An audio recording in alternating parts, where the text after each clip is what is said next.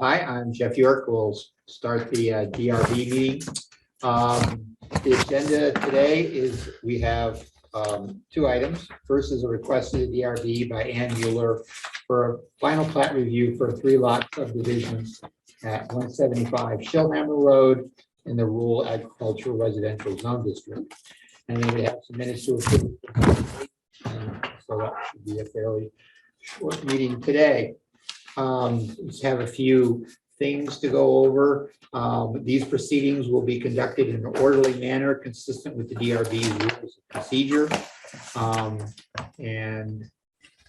Has there been any disclosure of, has there been any conflict of ex parte communication on this topic from anybody? No. Ben? Thank you. And then I will talk a little bit about the interested persons rule. Interested persons are those who under Vermont law have the right to appeal an act or decision of the Jericho zoning administrator or the DRB. Interested persons include the applicant, or if the applicant does not own the property, the person owning title to this property. Secondly, a person owning or occupying property in the immediate neighborhood of a property that is the subject of any zoning decision or act, who can determine a physical or environmental impact on the person's interest under the criteria reviewed, or who alleges that the decision or act, if confirmed, will violate the municipal plan or bylaw. And thirdly, any 10 persons, either voters or landowners, who have signed petition to the DRB, allege that the decision or act, if confirmed, will violate the municipal plan or bylaw. The petitioners must designate one person to serve as representative. Why is an interested person status important? Though many members of the public may be interested in a zoning permit application, only statutorily defined interested persons may appeal a decision of a zoning officer or DRB. If an interested person fails to make a timely appeal, they are bound by the officer or DRB's decision or act. Only those interested persons who have participated in the DRB proceeding may appeal a decision re-entered in that proceeding in environmental court. Participation consists of offering through oral written testimony evidence of a statement or concern related. So that's why we ask you to sign in for the sheets. And when you do speak in a meeting, if you could tell us your name loud and clear, so we can record it in the minute of the meeting. So our first item is the 175 Schillhammer Road. I'd like to present that for final plat review. So Dave, I got the sheets 1 through 7, so I don't know. Probably sheet 1, boy, the PDFs come out terrible. Yeah, probably invested in a new plotter or something, Dave. Our plots come out good. And I can blow up one of these images. Yeah. Let's see what you're saying. David Burke, O'Leary Burke, Ann Mueller is the owner, is directly behind me. As you said, this is for final. We were in for sketch quite a while ago, February 23rd, 2022. Staff notes say 23, but it was 22. And the reason for that long delay is that even though this is 3 lots comprised of 2 single-family lots, approximately just over 10 acres in size, in the northwest corner of the overall parcel, and then there's the balance of the parcel. So they're conventional lots. They far exceed. They exceed the minimum lot size, and they exceed the minimum frontage. So there's no waiver request as part of this proposal. The total parcel is 141 acres. That includes all of the land. So that 20.57 acres for the 2 single family lots comes out of that. Sent sketch, the set of plans, sheet 1 is a site plan. Sheet 2 is a driveway plan and profile. That was something that was done for the state wetlands permit.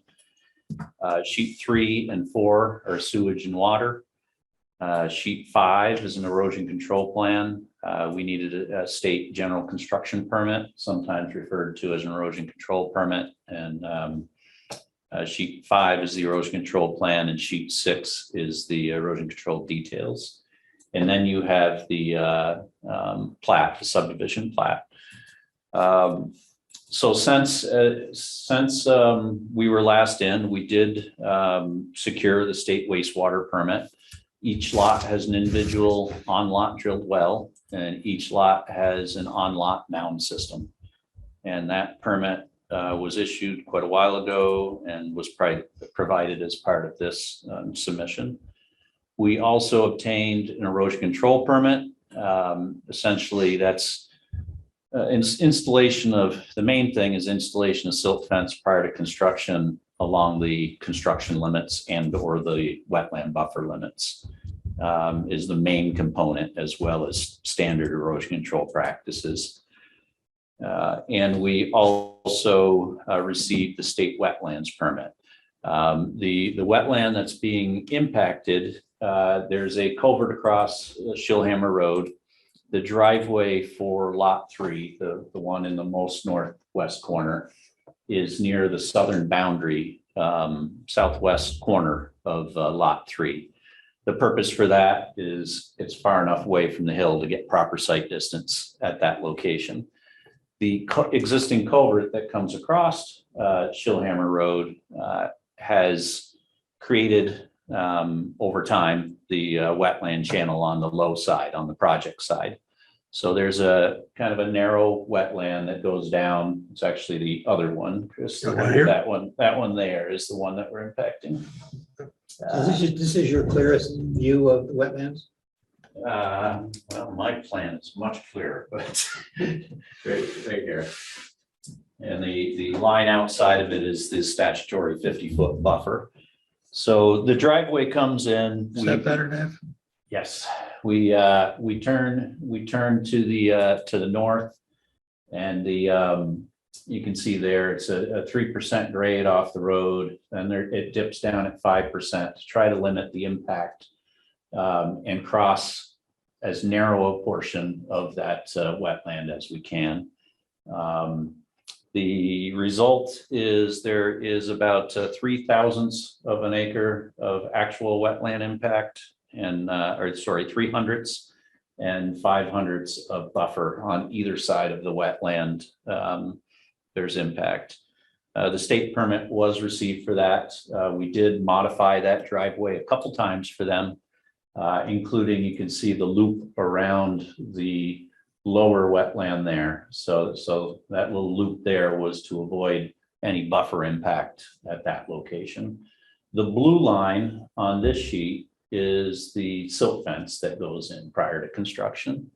And the red line above is on the high side. So that's kind of just the ski tape so that contractors aren't just traveling everywhere.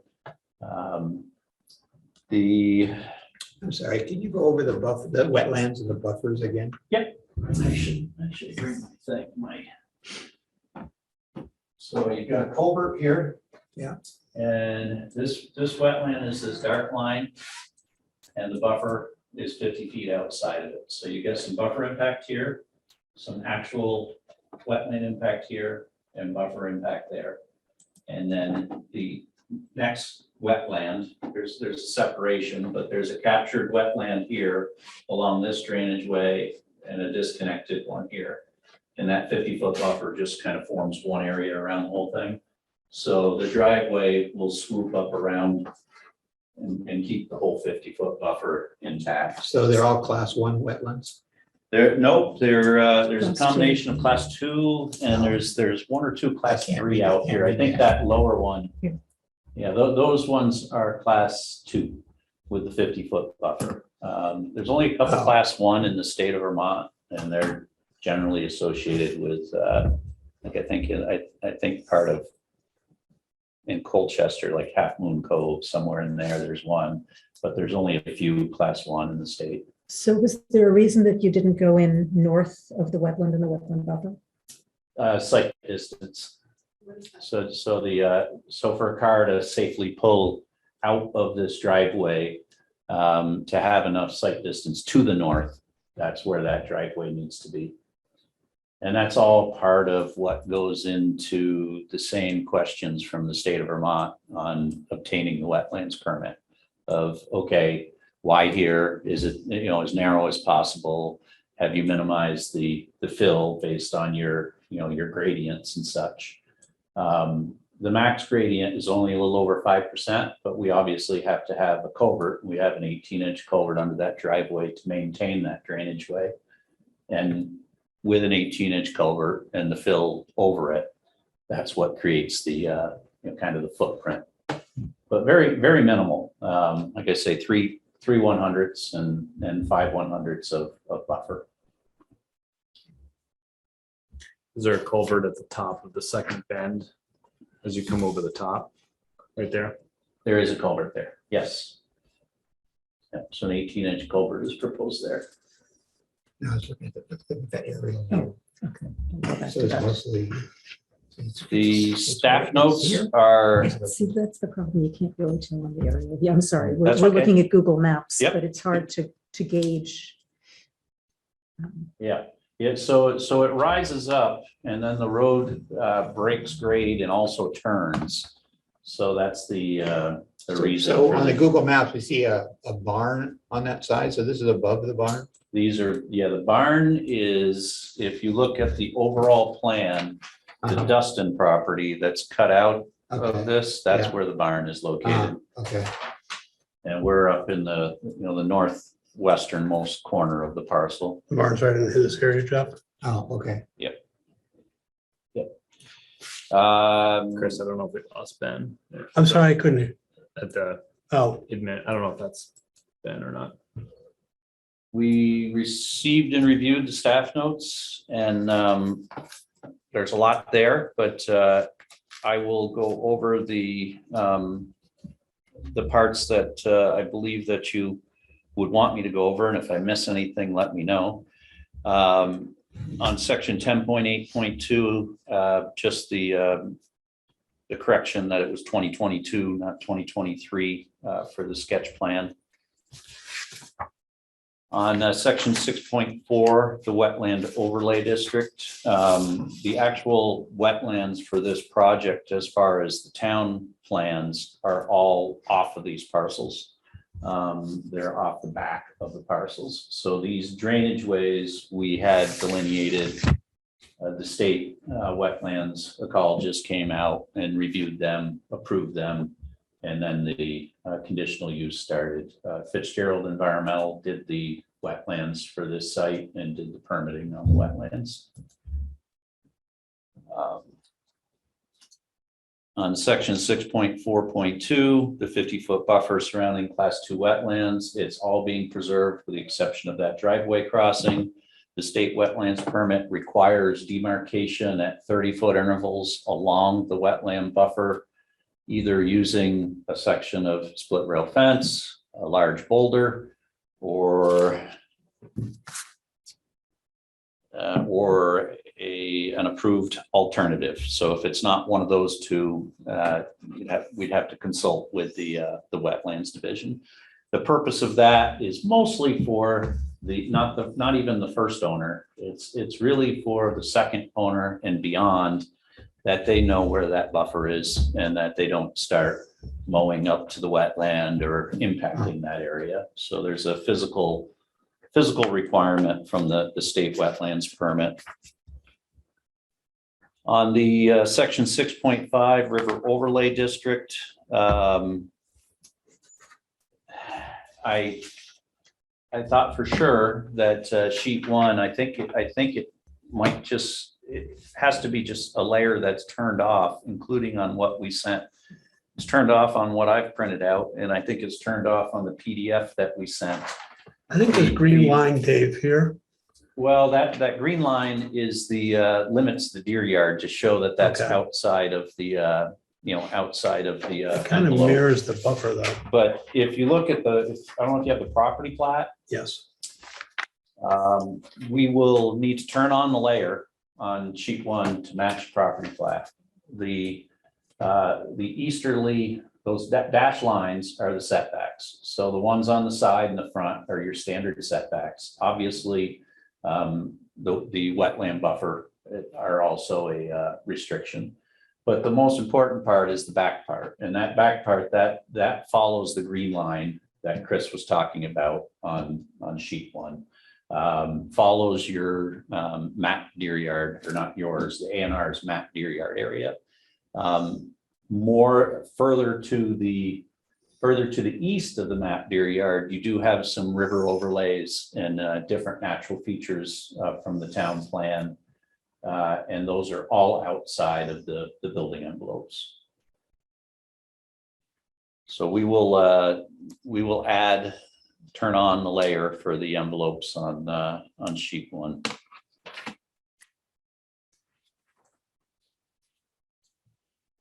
What you're gonna do is just amend that plan and provide it for the file?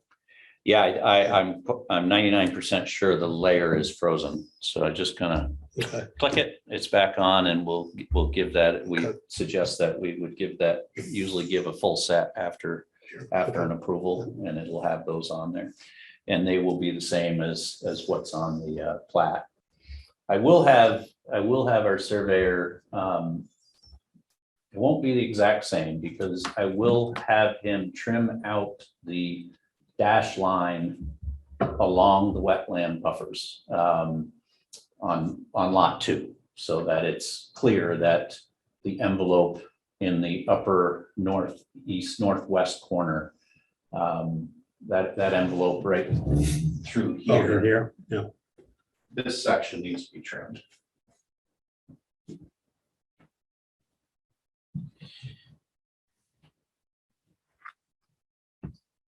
On into section 6.5.8, the staff notes talk about the river overlay, and those are outside of the proposed building envelopes.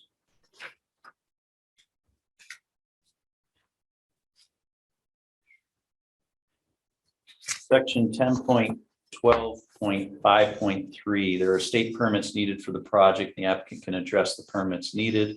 The 3 permits needed were the state water supply wastewater disposal permit, usually referred to as a WW permit, that was received and provided.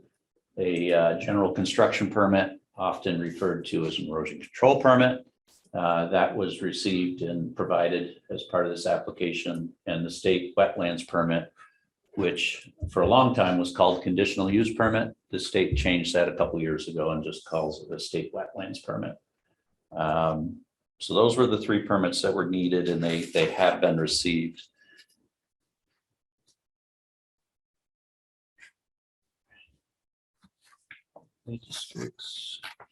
Section 10.12.9.4 legal documents. We know that there'll be deeds for these lots. The deeds will reference the state permits and the restrictions from the state permits, as well as referencing the plans, so it picks up the building envelope. Staff is suggesting condition of approval prior to filing of the plat, and that's absolutely fine. There's no cross easements necessary for this. Lot 1 is on its own, lot 2 is on its own. The restrictions would be mainly the wetlands permit and the easterly limits of the envelope.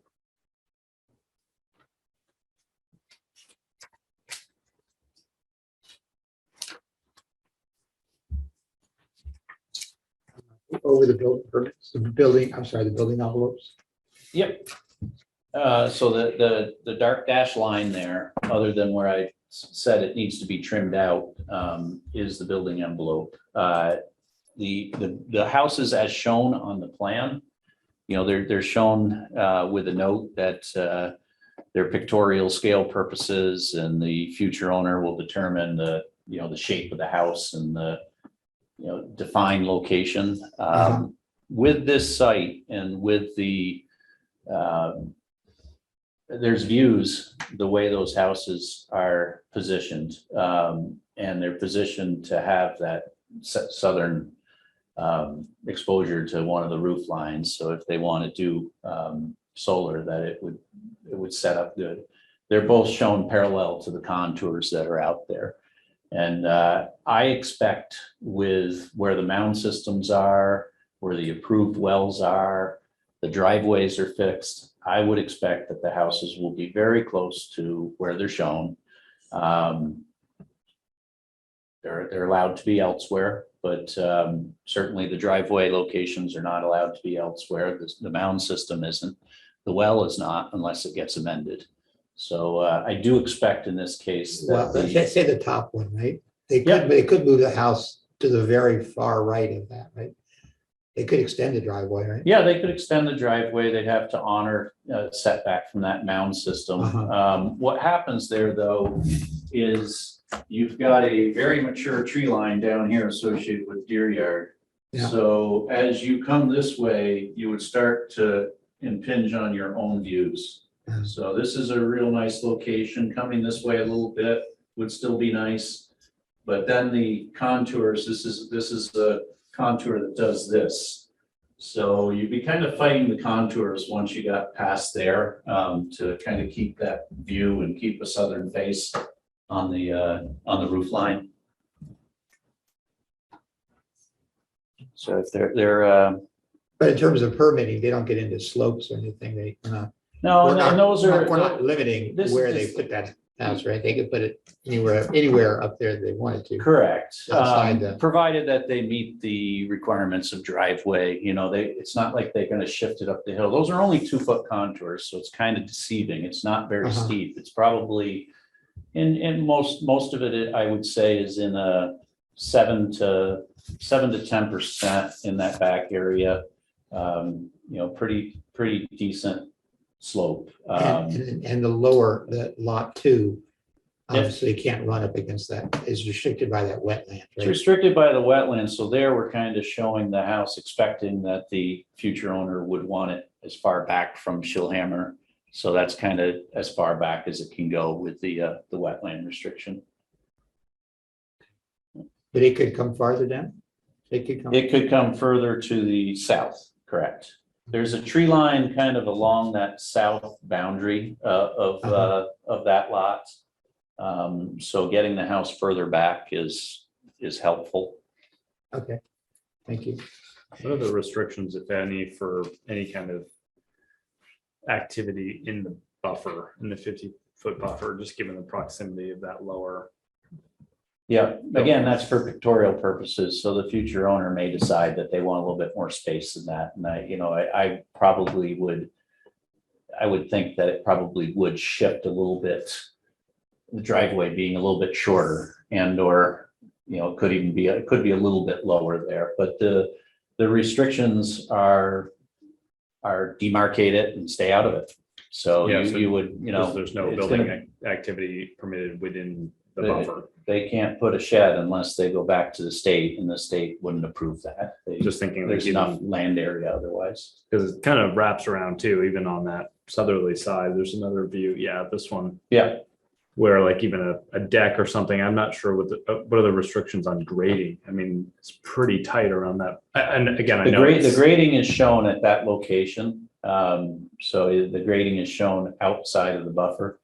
That was kind of done on purpose, for the wetlands division, because that's as close as that house can get with proper grading. Mhm. If it gets further away, it's going to be easier for the future owner, or depending on the shape. And most houses today aren't rectangles.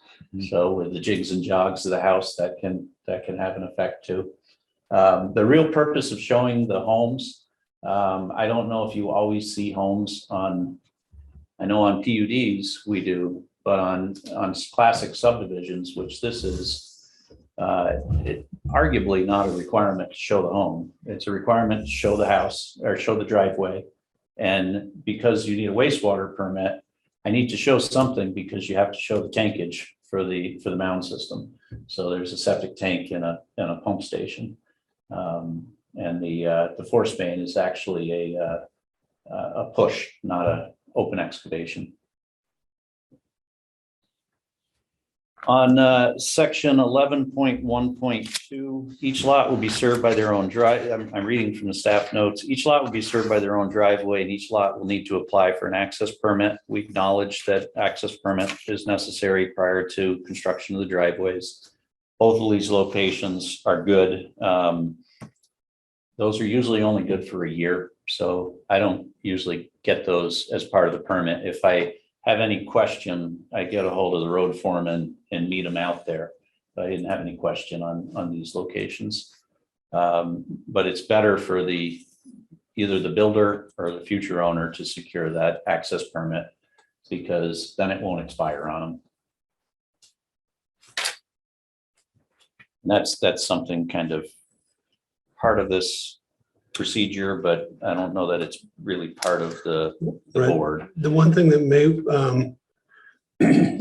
for the owner as well as possible future owners, is when you've got the survey guy out there again, have them just stake the center line of the proposed driveways. Because that, if the driveways are going to be set, then just calling out that would be worthwhile moving forward. Yep. So. Can do that. And there will be, whether it's Ann or whether it's a future owner or future owners, there will be some stakeout necessary here. The wetland buffer will need to, is the main component, which the wetland buffer / silt fence are almost one and the same. So they will need to get a hold of our office to have some stakeout prior to construction. So at that point, you can stake the center line. Then? Yep. Okay. Yeah. Perfect. Like I said, I read through the staff notes before and had some notes for myself. Section 11.5.2, 11.5 is grading slopes, ridge line. And as I said, we've got the erosion control permit from the state, and we're subject to those requirements. On section 11.7, talks about water being, the permit could be a condition of approval. Understood, and the wastewater permit has been provided. Backing up to section 11.54, the applicant should clarify if there be any removal of topsoil, sand, or gravel. No removal. And I suggest that be a condition of your decision.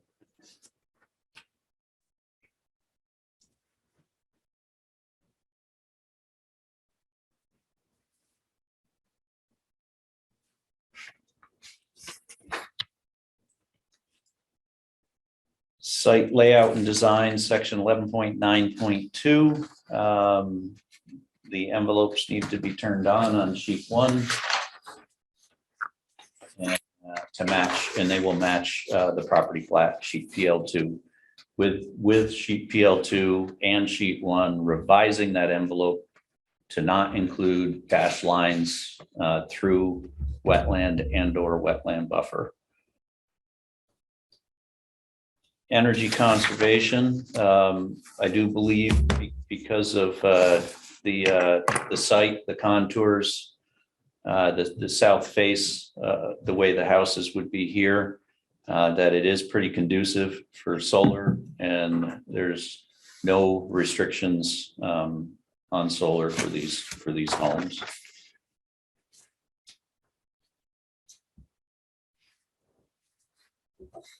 Section 11.10.2 on solid waste, each house will be responsible for their own refuse. Underground storage tanks, section 11.10.4. The applicant should address this criterion.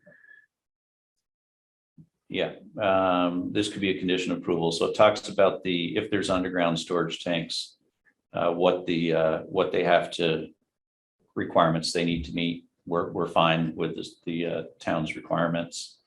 On above ground storage tanks, either one of these houses may have those upright LP tanks, but we would expect a condition of approval that the standard, there will be nothing that exceeds the 500 gallon limit I think there'll be more of that 50-gallon size.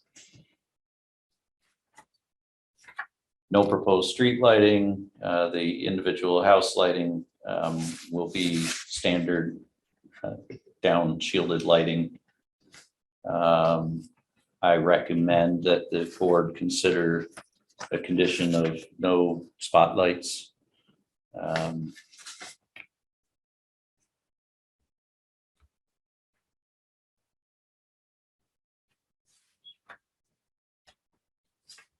Section 11.2.1 talks about right-of-ways or easements. Everything is on its own lot, so there's no right-of-ways or easements necessary.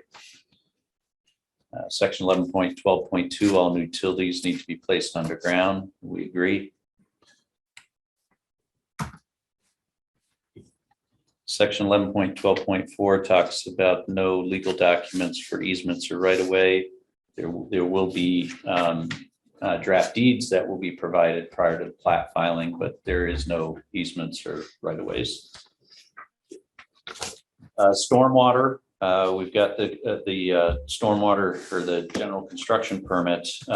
We are below for the longest time up until, I don't think it's been a year yet. For the 40 years before this past year, the trigger at the state was 1 acre of impervious. They lowered it to ½ acre, and this proposal is below the new trigger. So it does not require a state stormwater permit. We're trying to, both with the driveways and the houses, work with the lay of the land. There's very little grading that's necessary, with the exception of where there is the driveway entrance for lot 3 and the wetland impact for that drainage crossing. We're just below 1/3 acre with the driveways and the homes. So we're below the ½ acre trigger, and the ½ acre trigger is talked about in section 11.13.1.4 of the staff notes. Section 11.13.2 is erosion and sediment control. As I said, there's 2 sheets. There's an erosion control plan. There's an erosion control detail plan that's part of this application. Those 2 sheets were the main sheets to obtain the state erosion control permit. Protection of natural water courses, that's achieved 2 ways. The main water course on this parcel is off of the building envelopes. It's the river overlay towards the back of these parcels and beyond the back of these parcels. And then these 2 drainage ways, I think only one of them shows up on A&R mapping. But we knew, and I don't know if any of you recall, but I remember stating at sketch plan that we would be getting a wetlands consultant out there, that that there would likely be some limited wetland. I was a bit surprised on the width of the one right there where Chris is. It's not super wide, but it's because there's just not enough water that comes through that culvert that there really has not been a channel formed over the years. So that water just kind of filters down the slope, where the other one gets water there's at least water in it most of the year, and there's a reasonable amount of water certainly in the springtime, and that's created a reasonable channel, and that's why that has a split wetland there, and there's a lot of it that doesn't even have any wetland associated with it.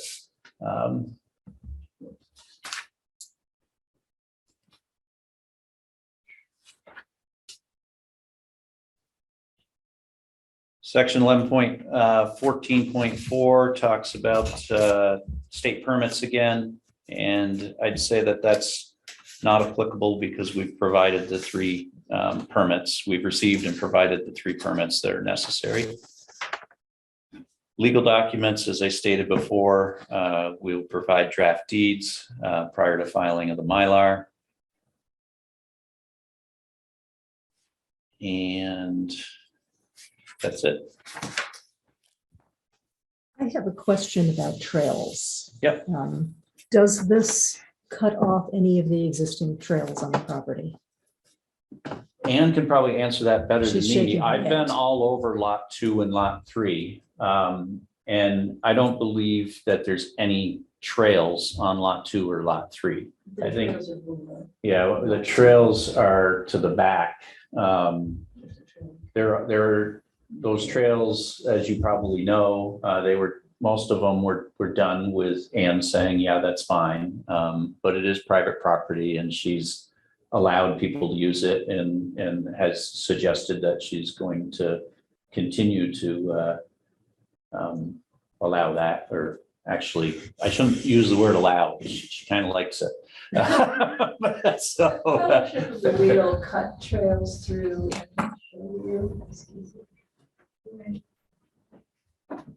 Mostly from this little space, this house I actually live, this little space, and it goes up and it comes out.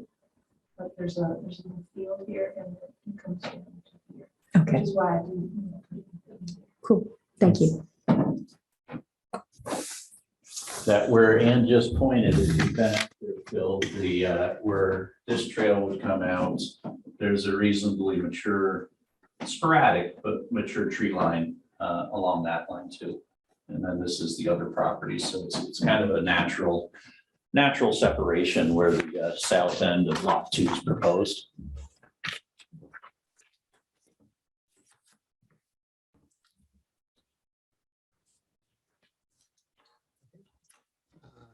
Any questions? Yeah, I was just curious, is 10 acres, what's the minimum acreage in this district and those Minimum future lot size subdivisions? I've got listed is 10 acres, rural agricultural, 10 acres, 400 feet of frontage, and these are just over 10 acres. And let me look at the plat, I think the top one has very 10.5. close to the 400.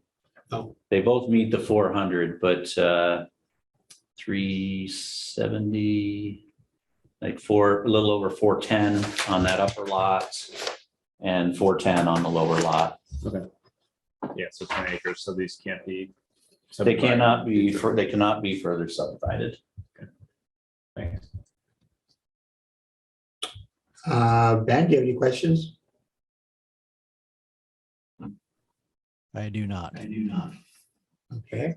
I have one more. I don't know if this is a question you know, Dave, but for maintenance, let's say on a driveway that crosses through a wetland, are there restrictions on maintenance? Let's say if an owner is salting a driveway and that's being plowed off into, wetland, directly into a wetland.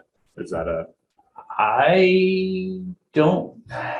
You can maintain your driveway, obviously. The salt question is a legitimate question that I don't know that I've ever seen a restriction on. There's a restriction on pesticides for the lawn use and stuff, but I don't think that you're subject to the wetlands permit. So if it's in there, they're subject to it, but I don't believe that that's a restriction.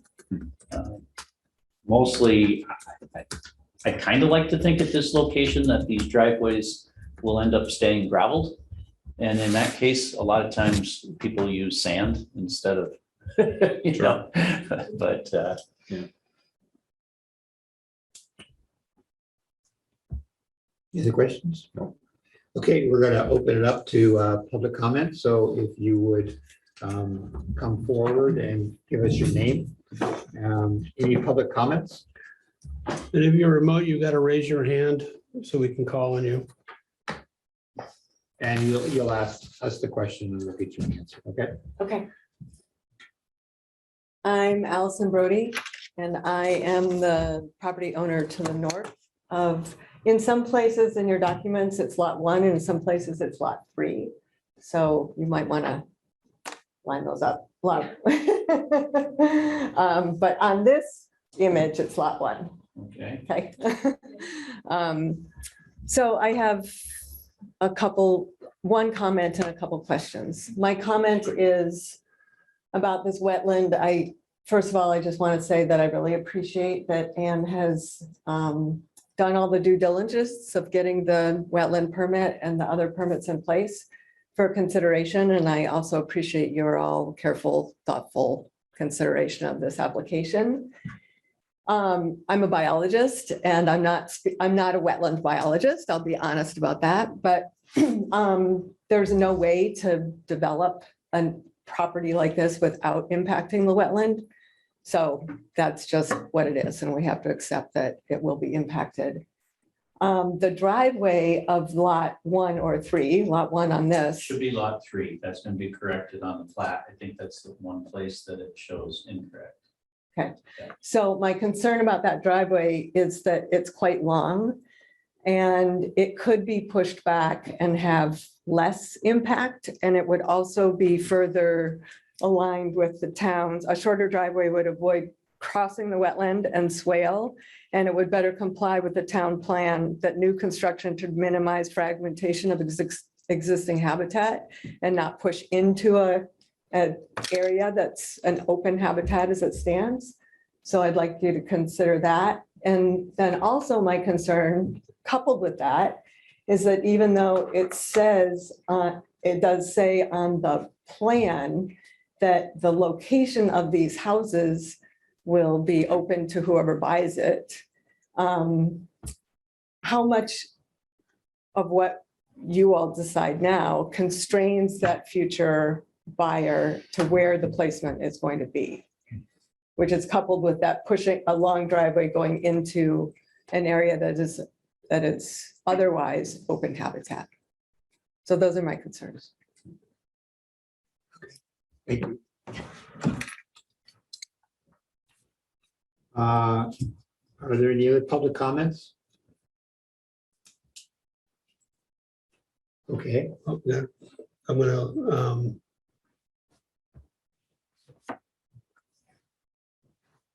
we're at asked to mute invite. Oops, what did I do? Sarah, you need to unmute. Samantha, I'm sorry.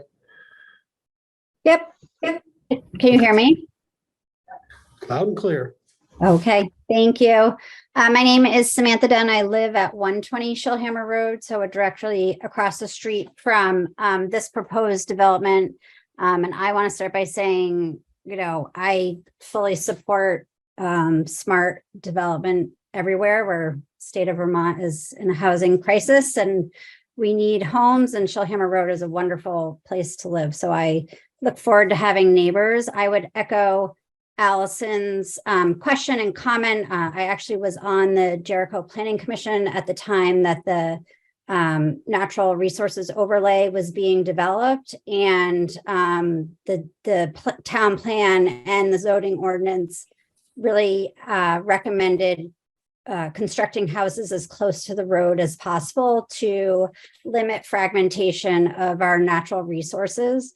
As someone, I walk on this road every single day of the year, and there's tons of wildlife that uses that wetland that the driveway is crossing and uses this field. And I really believe that desire to reduce fragmentation should be considered on this site as well. I think the proposed development could easily be successful with this home on lot 3 closer to the road. So wanted to ask that for that consideration. okay, thank you very much. Are there any other public comments? Sorry, I had one more that actually is a little bit about this project. I forgot I had it written down.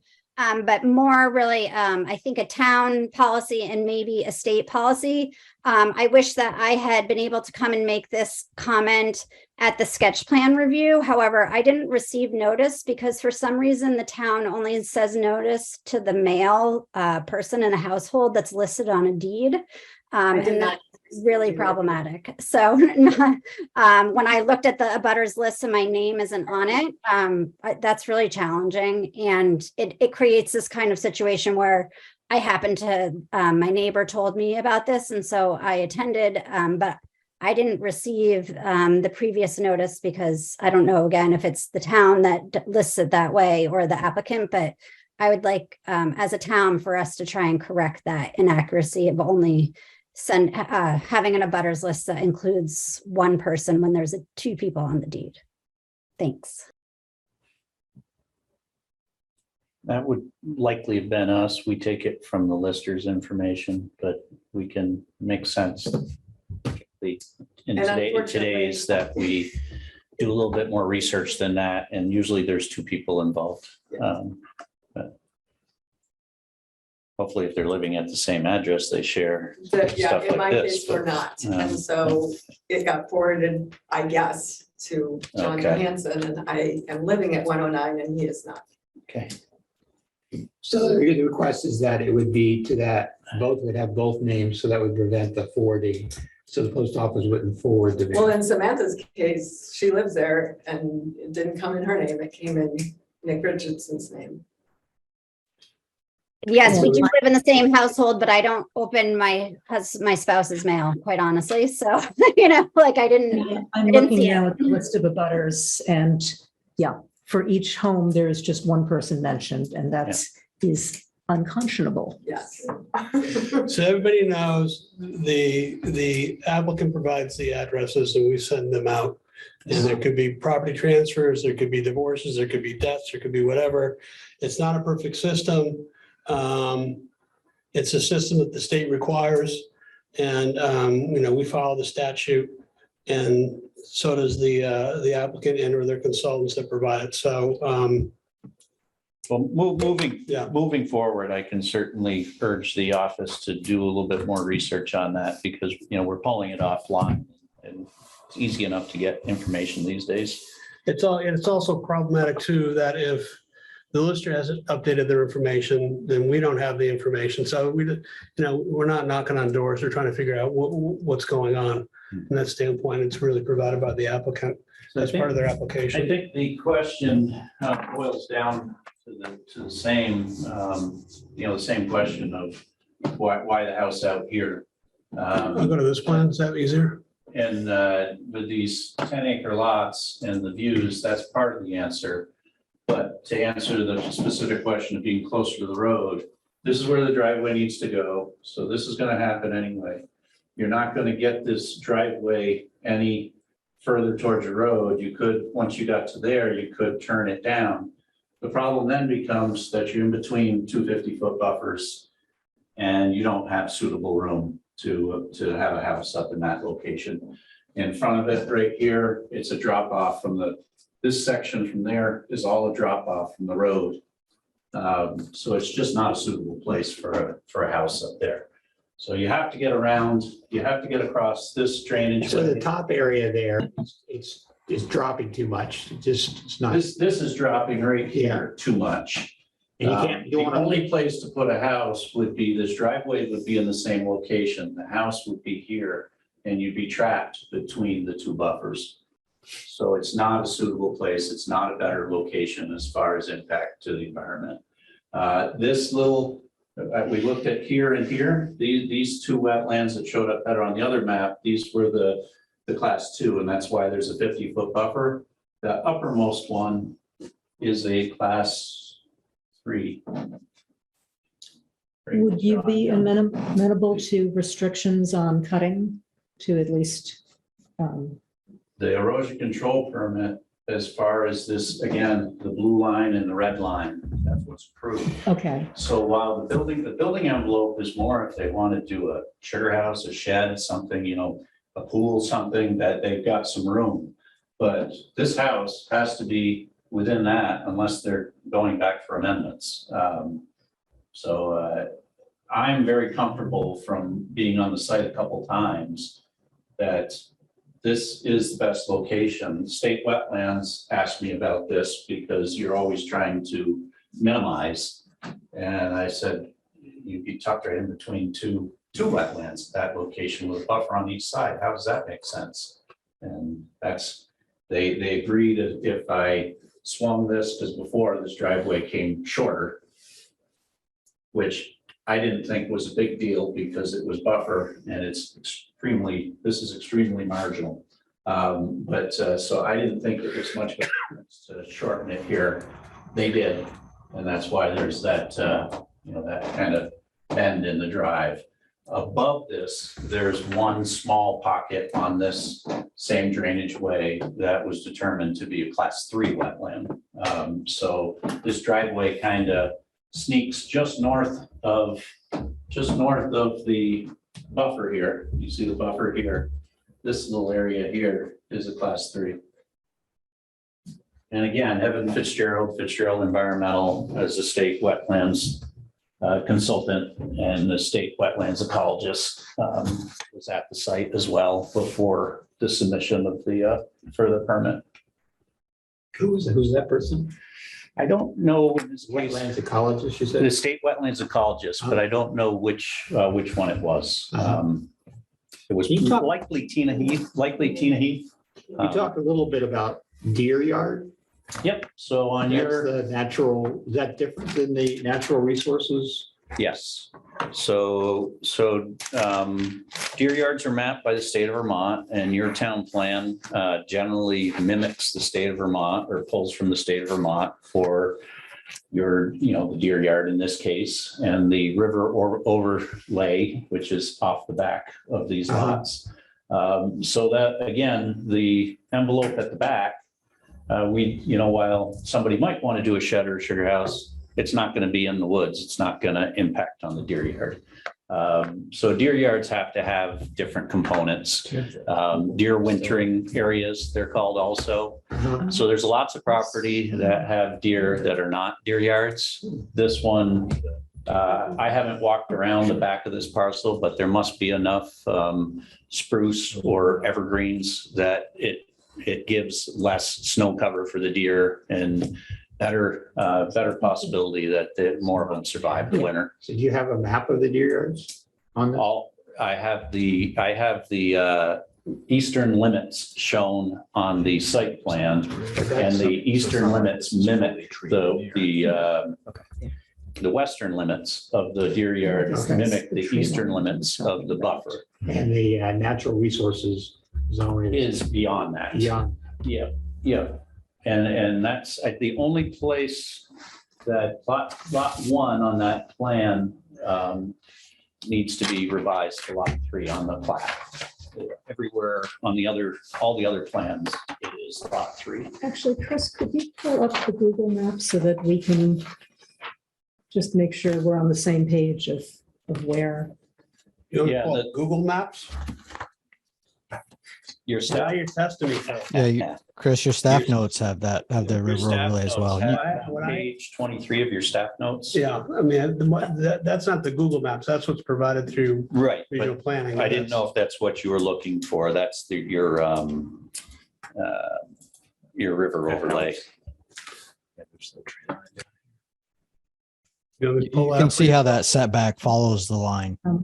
I think we're okay with, thank you. for the- Yeah, Yeah, they're that's- big, that's they're helpful. big enough lots. We didn't see any need to show the standard setbacks beyond that deer yard limit. Any more questions? Yeah.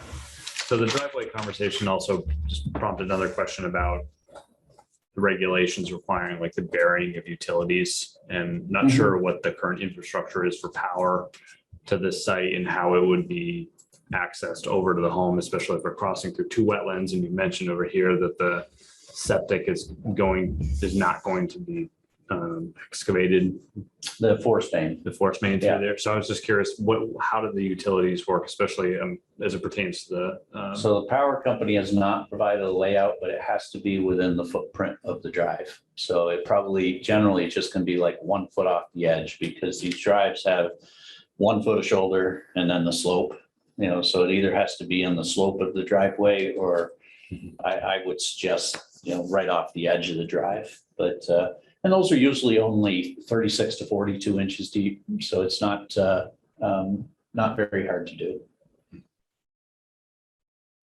Your regulations require the underground.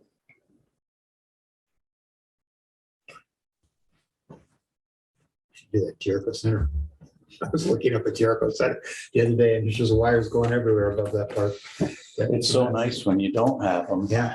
I've kind of always had them where I've lived. Are there any questions on the board? Okay, thank you very Yeah, much. actually, I Okay, sorry, Chris. just had one point. If we can, with regards to the, if this is to be approved, you may end up saying a condition or recommendation with regards to the deeds. The draft deeds incorporating the delineation from the wetland permit, as well as declaring the wetlands permit. So basically, it's fairly clear. We've had issues in the past where there's been wetland permits and people have wanted to increase their lawn. And so it just becomes a little bit of, if it's in the deed, it's a legal document, they've agreed to it, then we have more teeth to enforce it. But with all, the property plat gets filed. So what else I can do is I can, when the property plat was done, at that point, we did not have the wetlands permit, but I can reference the wetlands permit pointing to the wetland right on the plat too. So that's part of the official, Right. you know, We not thought it- just the planning and zoning record, but the Right. town clerk. Yeah, record. just, we have it in the deeds and all of a sudden it's like, Yeah. you're told that you bought it knowing you're supposed to stay out, so. It's actually easier. There's a lot of benefits to plan unit developments. But when you have wetlands, one of the benefits is that usually one of the neighbors is going to say something if it's happening. But a lot of those things are in the HOA documents, Yeah. which the second and third owner might not pay as much attention to the HOA document. With these being standard conventional lots, they're going to get the deed. So if you buy it, the deed's a page and a half long. If it's got the reference to things in it, you're not going to miss You'd be surprised. it. Well, you shouldn't miss it. So there we go. That's a better statement. Okay, thank you very much. All right, thank you. Okay. The only other item we have is the approving the minutes from March 8th. I will make a motion that the minutes of March 8th be approved. I have just one correction. Okay. Thank you for adding Ed and Joanne's name to the notes. Joanne's name does not have an E on the end of it. Joanne's name does not have an E. No, it's just JOAN. Okay. Where is she listed? I think. At the very end, Yeah. At the very end? Yeah. Okay. line 17. Oh, yeah. Okay. Yep. And then there's one more line, I think it's somewhere here, 176. No, it also doesn't have the time that we adjourned. Oh, yeah, that's right. Good point. I've got that in my notes, so I can put Okay. that in, yeah. Okay, with the two changes of taking the E off and adding the time. Have a second, I'll second that. all in favor? Aye. Aye, Hi. Aye. minutes approved. Thank you. Okay. Do you have something for the DRB, sir, or? No, Susan and I switched committee assignments, so I'm your new planning commission liaison. All Welcome. right. Welcome. The, I guess the only, let me get rid of these other people, ask them to leave. Everybody who's on board, the public hearing is over. I'm